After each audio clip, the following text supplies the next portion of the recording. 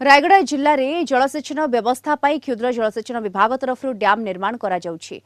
मात्र रक्षणाबेक्षण अभाव जोगु डैम्रु चाष जमी को ठीक समय पानी माडुनी फल चाष कर न पारी उपाय शून्य हो जाउछंती चाषी काम अन्वेषण रे बाहर राज्य को चली जाउछंती। रायगड़ा जिल्लार मुनिगुड़ा ब्लॉक रो काणीबोरी पंचायतवासी दुख केबे जीव सेमाने जानंतिनी।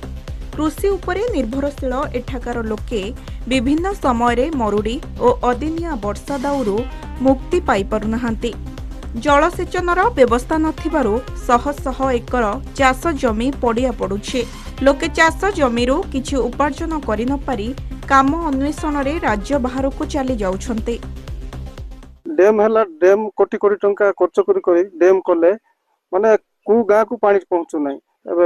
गेरिंगेली काटोबाड़ी बीरपुड़ा गमटगुड़ा रोटोड़ी सानुपांगाड़ी ए पर्यंत पानी जाता किंतु 10 फुट 15 फुट गाड़ा कले पानी